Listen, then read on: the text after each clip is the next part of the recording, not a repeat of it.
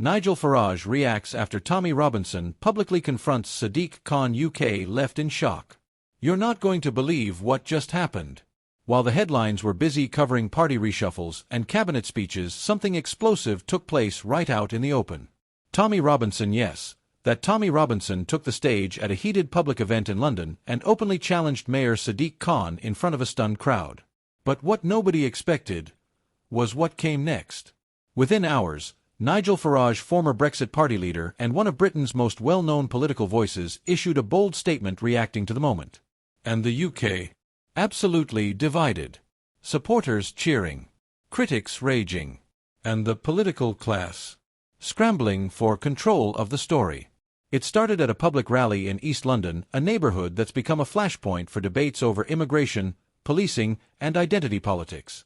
Tommy Robinson, known for his sharp criticism of political elites, showed up unexpectedly. But this time, it wasn't just a rant. He came with notes, headlines, footage, and in front of an audience of locals, press, and live streamers, he called out Sadiq Khan by name. Robinson accused the London mayor of turning a blind eye to gang violence, rising crime, and what he framed as the erosion of British values in some communities. He pointed directly to police budget decisions, community outreach programs, and controversial policies that, in his words, protect the narrative but ignore the people. The crowd, mixed with both critics and curious onlookers, reacted audibly. Some clapped, some booed, but no one looked away. And just when it felt like things might quiet down, a clip of the confrontation hit social media. It exploded. Now here's where things went from tense to seismic. Less than 24 hours later, Nigel Farage addressed the Robinson speech on his GB News segment. He didn't endorse everything Robinson said, but he didn't dismiss it either. Farage's statement was carefully worded, but undeniably pointed. He said, "Whether you agree with Tommy Robinson or not, the fact is this: there's growing discontent in London. People feel unheard. And if mainstream politicians continue to ignore it, others will fill that void." He added, Sadiq Khan has a responsibility to listen not just to his political base, but to all Londoners. Dismissing these concerns only fuels the fire. And that's when the public response hit full throttle. Within hours of Farage's segment, hashtags like #KhanConfronted, #FarageSpeaksOut, and #LondonVoices began trending across platforms. One tweet with over 60,000 likes read, "Farage is right. You don't have to agree with Robinson to see that the people are desperate to be heard." Others were less kind. A Labour councillor in North London responded, "Giving airtime to Tommy Robinson is dangerous. Full stop. Farage knows better."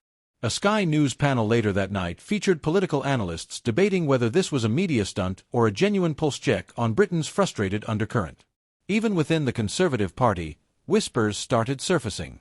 One insider told a reporter, "This kind of thing makes Starmer nervous, but it should worry the Tories, too.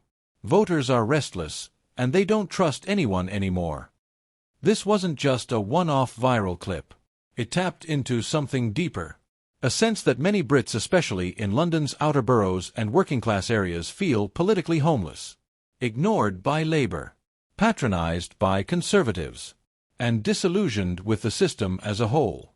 Tommy Robinson, whether you like him or not, has a talent for voicing that frustration in a way that gets attention.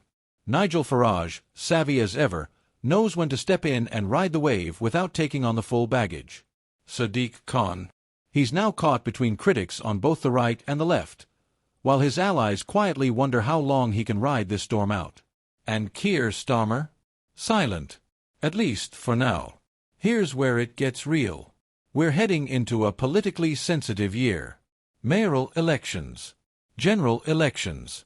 Debates around policing, immigration, housing, and national identity. And now, the conversation just got a lot louder. Will this moment pass? Or will it reshape how voters think about leadership, loyalty, and who they can actually trust to speak for them? Because if this is just the start of public pushback, how far does it go? How deep is the disillusionment? And how long before another political earthquake knocks the establishment off balance? One thing's for sure: the silence won't last long. Stay tuned.